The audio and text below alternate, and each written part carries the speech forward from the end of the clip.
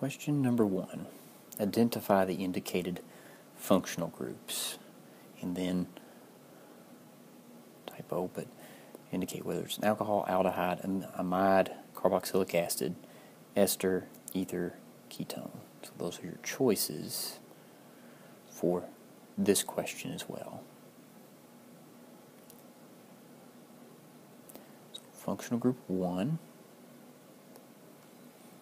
is an ester.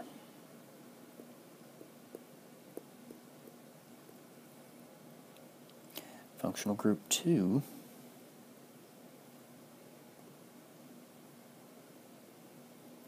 is an amide.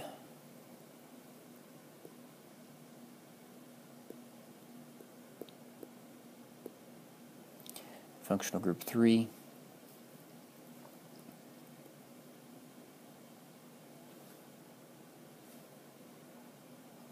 is a carboxylic acid.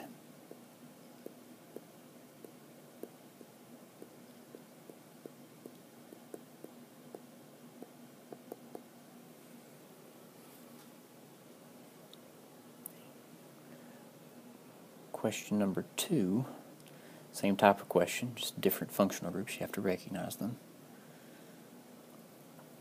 So functional group 1, that group, it's just a carbonyl. There's no, what's implied there is a hydrogen atom. So that is an aldehyde.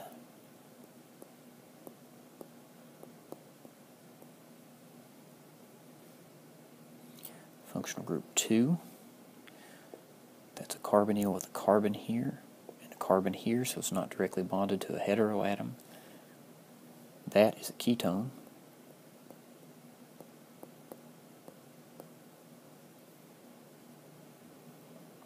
And then functional group 3, oxygen bonded to a carbon on ether side, that is an ether.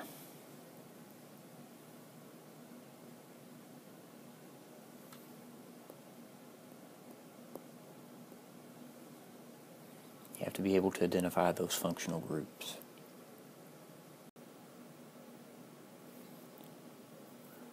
Question number 3. Which two molecules are chiral?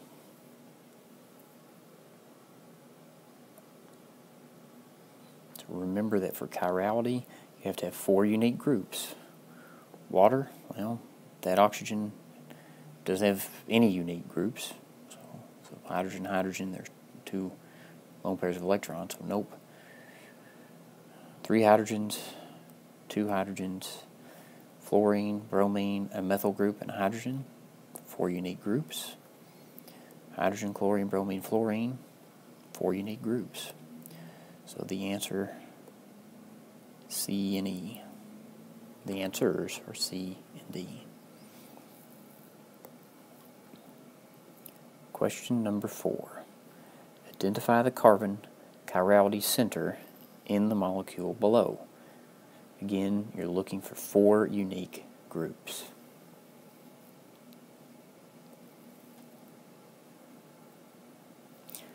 Well, you can automatically eliminate the carbons that are in the ring, because those do not have 4 groups bonded to them, those double bonds. Do not have 4 unique groups. C8, there are 3 implied hydrogen atoms bonded to that carbon. So 3 hydrogens, don't have 4 unique groups there either. And then C7, double bond, that doesn't have 4 unique groups. Your only choice is C6. To prove that, it has 1 implied hydrogen atom. So hydrogen, from the perspective of C6, it's a methyl group, a carbon double bonded to another carbon, then this carbon's double bonded to an oxygen. All 4 of the groups attached to it are unique. C6 is a carbon chirality center.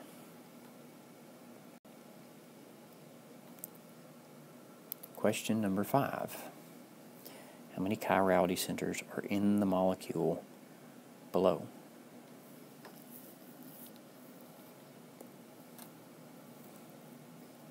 So these types of problems is best to start with or eliminate ones that are not chirality centers. This whole region here isn't. The carbons are in a ring and there's double bonds. This carbon has 2 implied hydrogen atoms. Hydrogen's identical, does not have 4 unique groups. That isn't one. That carbon is not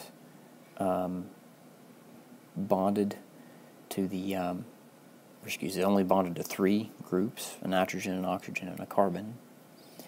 This nitrogen has 3 atoms bonded to it only. It has a lone pair, but 3 atoms bonded to it.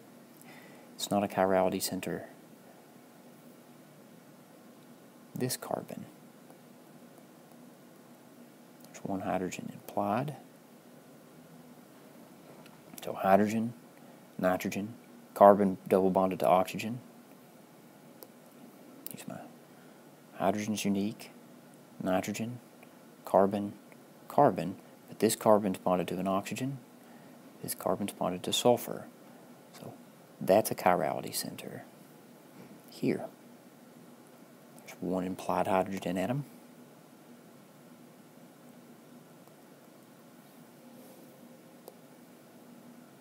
Hydrogen, sulfur, nitrogen, carbon. I've said 4 different atoms, 4 different groups. That is a chirality center. This carbon has 2 implied hydrogens. So it's not a chirality center. This carbon has a methyl group and a methyl group. These 2 groups are identical. That is not a chirality center.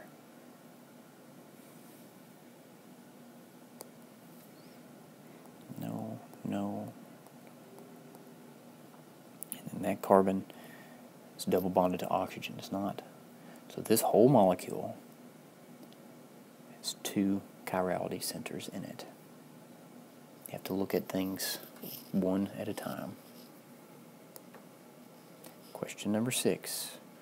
2 molecules are a pair of enantiomers. You must select the correct 2 to receive credit for the problem. So remember, an enantiomer is a mirror image. So the way this is, look at it. This first candidate, so the top and the bottom's the same. Hydroxyl, hydroxyl, right, left, left, right. Okay, so that matches, or that's a mirror. Here, hydrogen, hydrogen, right on the right side of the molecule, on the left side of the molecule here. Okay. Those are opposites, mirror image. Hydroxyl, hydroxyl, on the right, on the left, mirror. A and B are mirror images of each other, and that's the enantiomeric pair. What would the relationship be between B and C? Hydroxyl on the left, hydroxyl on the left, hydrogen on the right, hydrogen on the right. These 2 are the same. That part's not a mirror image, therefore that you could stop there. That's not a mirror image. This second part, hydroxyl's on the right, hydroxyl's on the left, hydrogen's on the left, hydrogen's on the right. That portion is a mirror image, but these 2 have the same connectivity, but you can see that they're non-mirror images, and you couldn't superimpose these images on top of each other. These are diastereomers, as a review. And you could do that type of exercise for the relationship between each molecule.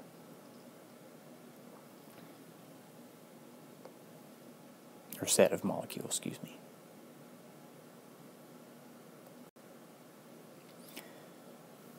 Question number 7.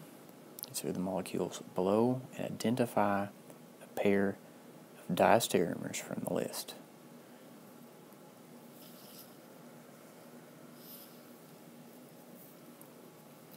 So 1 and 2.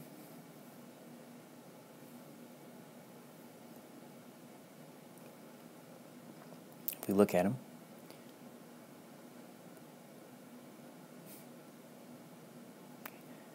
the tops are the same. Left, right, left, right, right, left. And you do that for the other groups. 1 and 2 are enantiomers. Look at 3 and 4.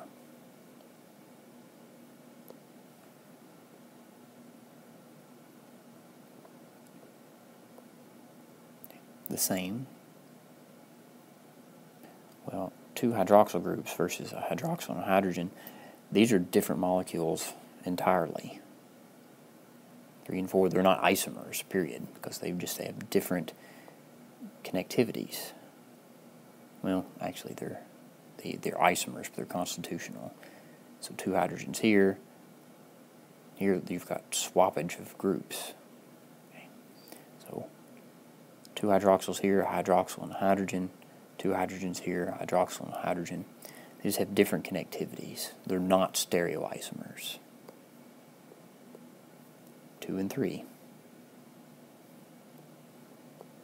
2, 3. The same. Same issue. It's a completely different connectivity at that position. And lastly, 2 and 4. Same configuration. Left, left. Same groups, but different configurations. It's on the right, on the left, left on the right. That's enough to where these two have the same groups at the chirality centers, but they're in different orientations. They're non-mirror images. The correct answer is D. Those are diastereomers. Question 8. Consider the Fisher projection below. What molecule correctly matches wedges and dashes with the Fisher projection?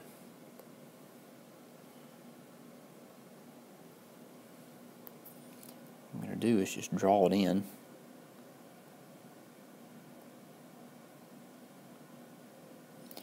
Remember, vertical lines, or excuse me, horizontal lines are wedges. Vertical ones are dashes. So I just look for what matches that. C. Dash, dash, dash, dash, hydroxyl, fluorine, wedge, wedge, wedge, methyl, wedge, hydrogen. There's the match.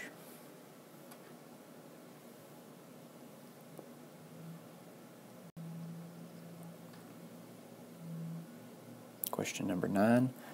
Thalidomide is a drug that has very different biological effects dependent upon the enantiomer. Which statement describes why? Thalidomide is chiral. Each enantiomer interacts with special chiral receptors, causing different biological effects, and you can read the rest of them.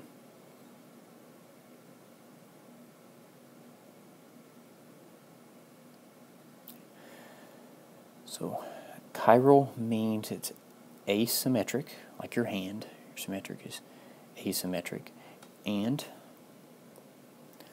there is a chirality center here. Nitrogen, hydrogen, carbon bonded to 2 hydrogens, another carbon, carbon double bonded to oxygen. So there is a chirality center at that spot, excuse me. So it is chiral. It has a chirality center in it. So I can eliminate the achiral answers, and then read the rest of the problem, the rest of the answers. Each enantiomer interacts with specific chiral receptors, causing different biological effects, or Each enantiomer interacts with specific achiral receptors, causing different biological effects. Okay. Now, since it is chiral, it's going to interact with other chiral receptors. The question's a little tricky. The molecule is chiral.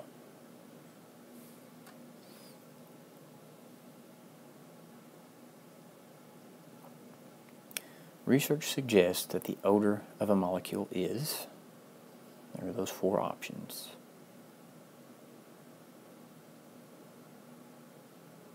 This is just either you know it or you don't. But the answer is A, determined by the molecular shape more so than the molecular functional groups. In the shapes, you can think of them as their keys. Taste buds, odor receptors are locks, and the shape determines how well they fit into those locks, so to speak, more so than the functional groups.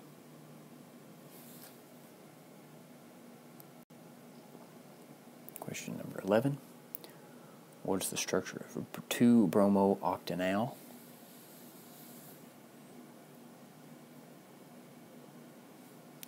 So, octanol tells you that it's the Al ending. It's an aldehyde.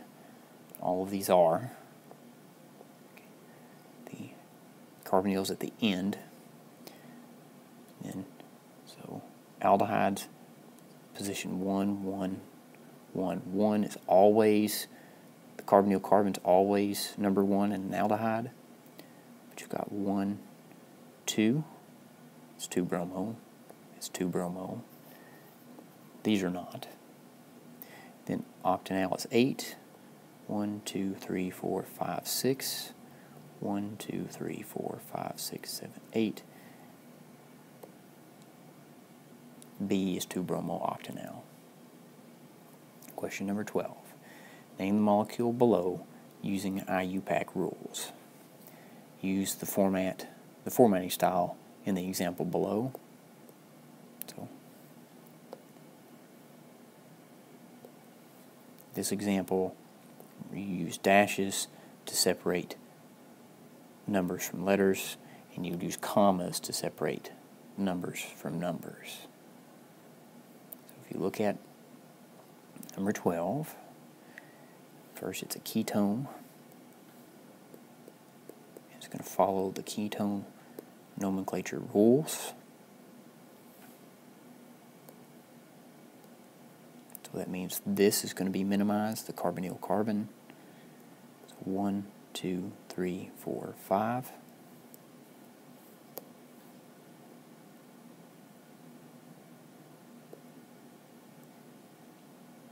So we've got it numbered. Look where the numbers are. There's methyl groups. The carbon's 3. Get a little better. 3 and 4. They're both methyls. So 3, 4. Dimethyl. And then 5 is penta. So pentanone. That O and E ending tells you that it's a ketone. They match.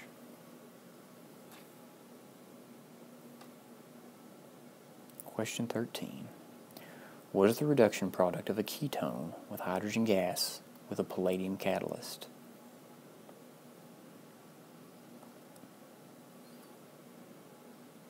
So if I just draw a ketone, just any example ketone,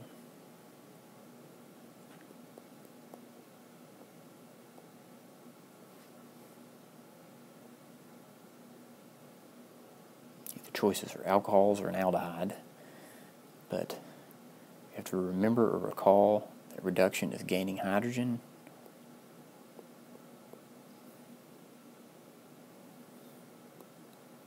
So that carbon gained a hydrogen, the oxygen gained a hydrogen, the carbon's reduced. If you look at this, the carbon is bonded to 2 other carbons. That is a secondary alcohol.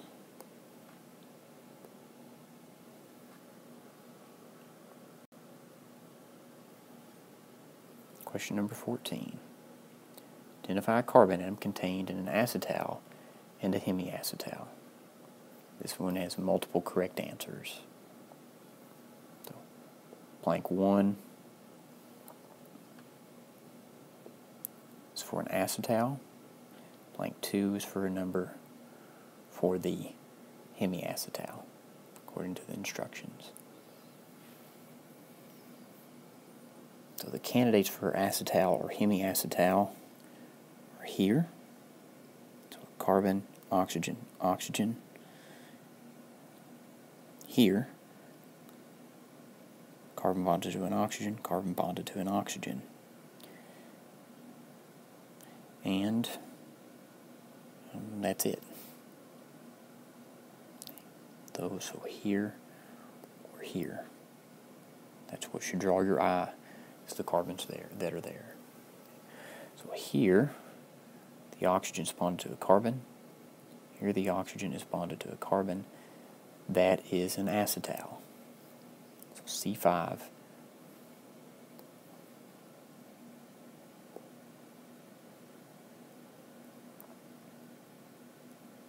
is the acetal carbon. C10 is the hemiacetal. It's got oxygen, carbon, and a hydroxyl group. So there's your answers. You have to know just what an acetal and a hemiacetal, what those are. Question 15. The reaction below is fundamental to fission. A little bigger. Which statement describes what happens during the reaction?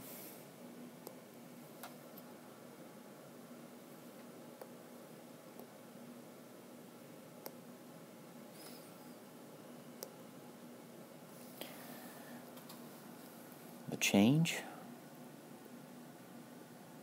This double bond, the hydrogens are on the same side. It's cis. So it's 1, 2, 3. The third double bond from the left. 1, 2, 3. Here, the hydrogens are on opposite sides. It's trans, so it goes from cis to trans, that double bond. That's the change. So I look for a statement that matches that. The reactant molecule is transformed from a cis to trans isomer.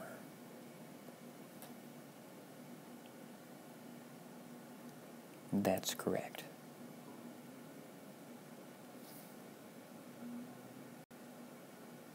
Question number 16.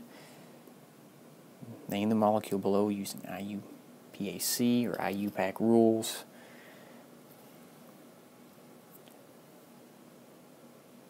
This molecule is an ester.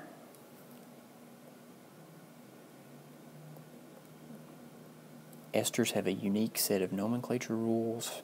Just recall what those are. This group, the group bonded to the singly bonded oxygen, you name this like it's an alkyl group. So methyl, ethyl, propyl, or what have you. And then this group is the parent, so to speak. It's 2 carbons long. So the group that's bonded to the oxygen is an ethyl group. And then the other group is 2 carbons long as well. So ethane, and the ending for an ester is O8.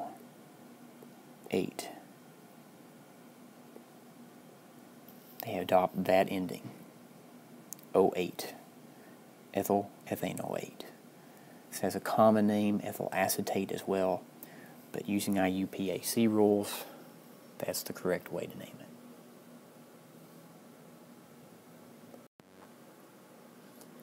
Consider the structure of aspirin below. So question number 17. Aspirin must be neutral to be absorbed into the bloodstream and tissues. If the stomach is an acidic environment and the small intestine is a basic environment, which statement below is true? Okay, well,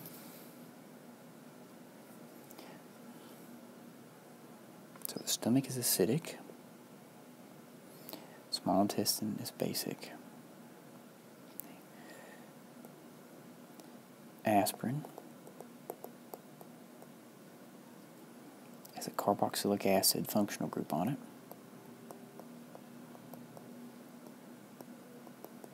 So in and of itself is acidic. Okay? So examine each question one by one, or each answer choice one by one. So A says aspirin is neutral in the stomach and in the small intestine and is absorbed into the bloodstream from both organs. Okay? Well, aspirin is neutral in the stomach. Okay, the stomach is acidic and the molecule is acidic. It's got a carboxylic acid. But since the small intestine is basic, so this is the structure. This is what aspirin would look like in the stomach. Under basic conditions, okay, so above a pH of 7,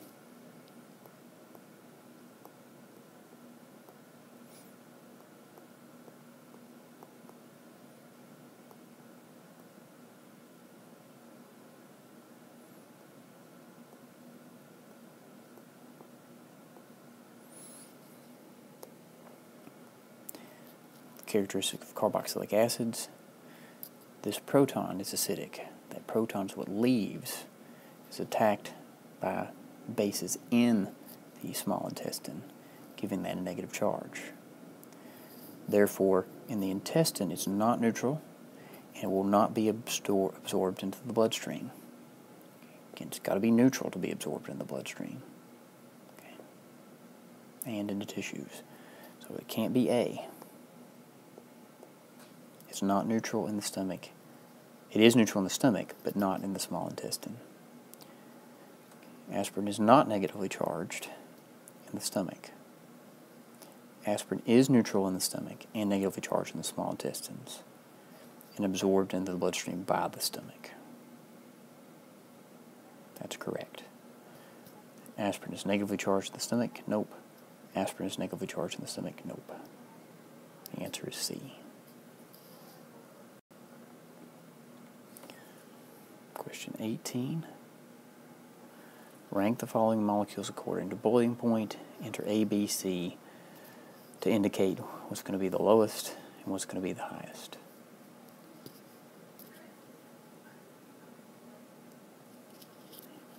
So this molecule is a primary amine, 2 hydrogens bonded to it, a secondary amine, carbon, carbon, and a tertiary amine.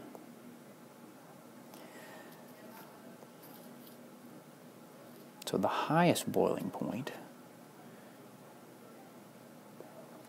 is going to be molecule A, isobutanamide.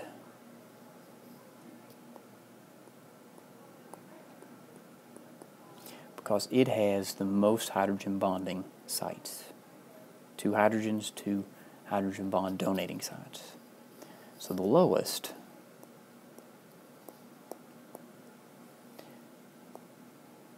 is going to be N,N-dimethylethanamide. Answer C. There are no hydrogens bonded to the nitrogen. These are methyl groups. So no hydrogen bond donating sites. It would have the lowest boiling point.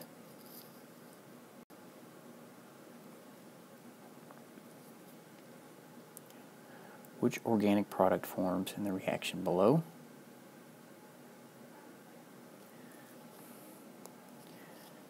A carboxylic acid, an amine. The amine would attack the nitrogen, the nitrogen in the amine would attack the carbonyl, carbon, and then with heat, hydroxyl will get protonated move out. So it's a substitution. This group substituted in for this group.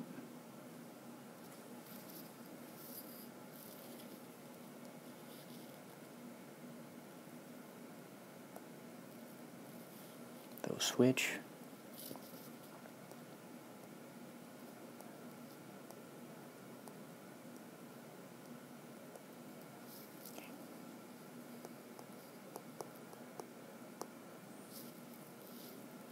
It's a lot easier to often just draw the product and then find it. The answer is B.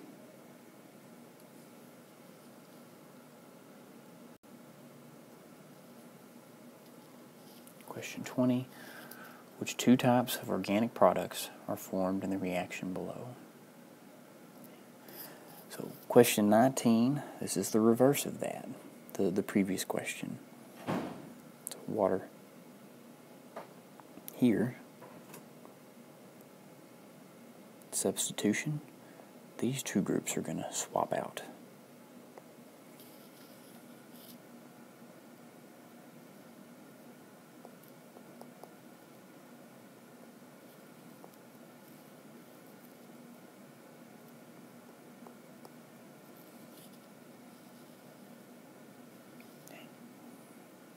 But the conditions are acidic. So HCl means acidic conditions. Amines are bases. So under acidic conditions,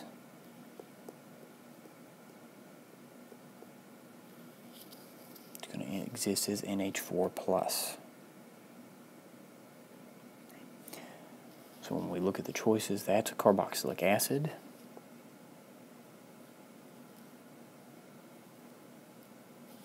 And this is an amine salt, or ammonium. It's an ammonium cation. And those are the two choices. So with this type of problem, esters, carboxylic acids, and amides undergo substitution reactions in essence. This is going to be swapped out with that. Then look at what you've got as products and then match them to your choices. Question 21. What happens to the equilibrium if the amount of water is decreased?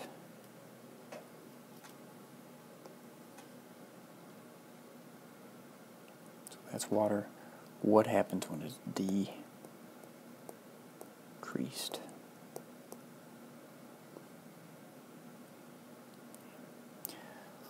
Le Chatelier's principle says that equilibrium shifts to relieve a stress.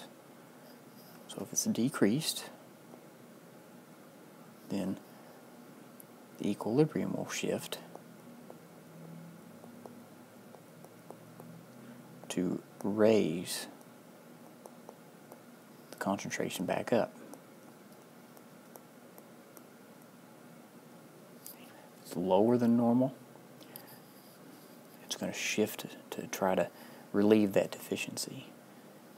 So, to make more of it, the reaction has to shift to the right, to the products.